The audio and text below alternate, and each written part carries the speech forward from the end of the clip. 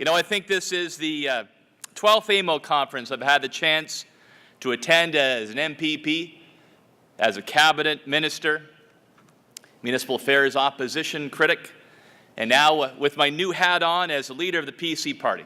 Friends, it's great to be part of your Changing Times conference. And as I looked at this year's conference agenda, it became clear that AMO itself and municipalities are central to some of the most important public policy issues facing Ontario. And that's one of the reasons why I appointed two of my most able and knowledgeable caucus colleagues as municipal affairs critics.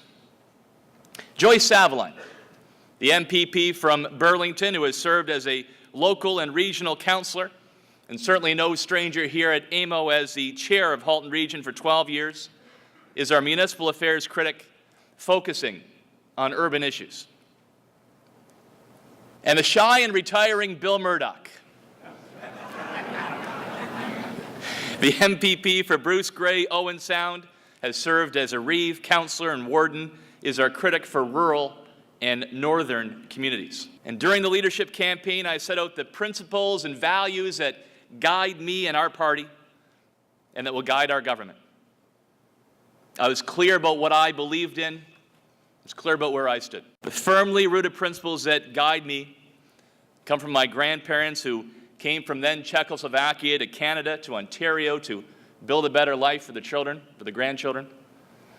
And from my parents, two high school teachers who raised my sister and I in a middle-class neighborhood in the border town of Fort Erie. And as I worked to put myself through school to get my master's in economics, as I entered the job market, as I got married and Debbie and I bought our first home together, and as I became a father to a beautiful little girl just 22 months ago, my view of government's role has become increasingly firm. Friends, I believe the government has a responsibility to create the climate for the private sector to create jobs and then get out of the way. That means government must live within its means. It must respect the fact that it has no money of its own and that every dollar it has comes directly from the people it serves. And these principles will help me and our team focus decisions about very complex, challenging issues. As leader of the PC party, and have the honor of serving as Premier of the province, I want to work with you on these issues that face our smallest towns and our biggest cities. Some of you may know I split my time living in Midtown Toronto and Wellandport, a small rural village in the southern part of my riding in the township of West Lincoln. And folks, I can't guarantee that we will agree on every issue that crosses municipal and provincial government, because no one can do that. But I will say this. From me, you will have a clear sense of my principles. You will have a clear sense of PC priorities and policies. And in government, we will do exactly what we promised we would do. Now, I recognize that many of the challenges Ontario faces are global in scope. But it's also true that the current recession has hit Ontario much harder than the other provinces. And that even when the global economy was strong, Ontario was already starting to fall behind. For the first time in our province's history, we are receiving equalization payments from the federal government. And who in this room ever would have imagined today that the mighty province of Ontario would have its hand out for equalization payments from Ottawa? Ontario should be a leader in Confederation, and we should and will be the economic powerhouse of our country again. I don't have to tell municipal leaders about provincial overregulation.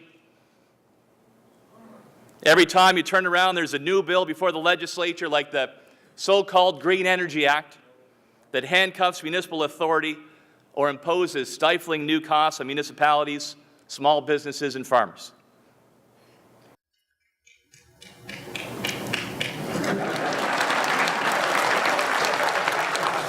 And since the last Ontario PC budget in 2003, taxes have been increased several times, taking some $17 billion out of the pockets of Ontario businesses and families. And now, beginning next July, we'll be hit with a new, sweeping, multi-billion-dollar tax grab through this harmonized sales tax. Now, I know that some business leaders support the concept of a harmonized sales tax. Others do not.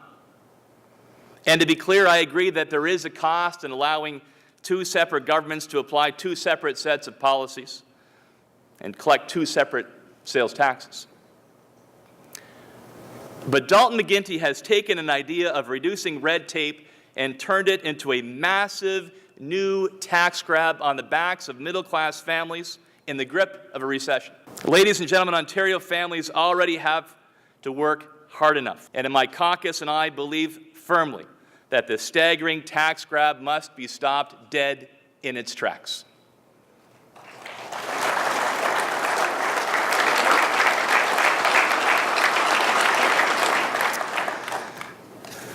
Of course, here at AMO, I'm not the only one opposed to the new sales tax grab. Dozens of local councils across our province have introduced motions calling for the tax to be scrapped, increase rebates, or introduce more exemptions. Brantford, Brockton, Cornwall, and many others passed resolutions calling for an exemption on recreational facility rentals and sports registrations. And Wilmot Township, Innisfil, Kirkland Lake, and others have called for an exemption on hydro service fees. As municipal leaders, I congratulate you for standing up for your taxpayers and highlighting the negative impacts of the sales tax grab is going to have on your communities. Friends, during the course of our party's recent leadership race, I offered a very different path than the one we've seen from Dalton McGuinty. Let me give you three examples.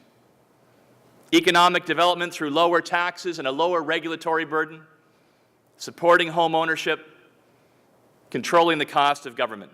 And this fall, when the legislature resumes, you will see an energized Ontario PC caucus very much focused on jobs in the economy. And to kickstart our economy, I propose suspending the provincial land transfer tax for 1 year. By waiving the LTT for 1 year, we will encourage more activity in the housing market, creating well-paying, high-value construction jobs in every one of our communities, and will expand the assessment base for municipalities.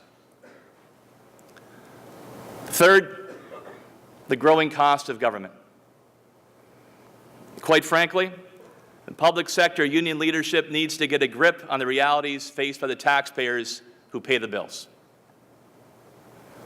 A shrinking private sector simply cannot afford a growing public sector. Public sector contracts need to reflect private sector realities. And also, I proposed a wage freeze on senior government administrators, non-unionized employees, and elected members of the Assembly for the duration of the recession.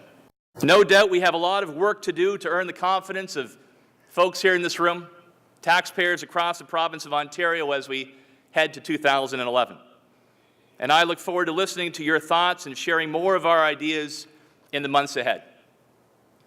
But we've begun that process already. Norm Miller's in finance, Elizabeth Whitmer in education, Christine Elliott as deputy leader in health and long-term care, Brandy Hilliard, Northern Development, Mines and Forestry, and also labor, Frank Cleese, infrastructure and transportation, and Ottawa native MPP Lisa MacLeod in revenue to fight this sales tax grab.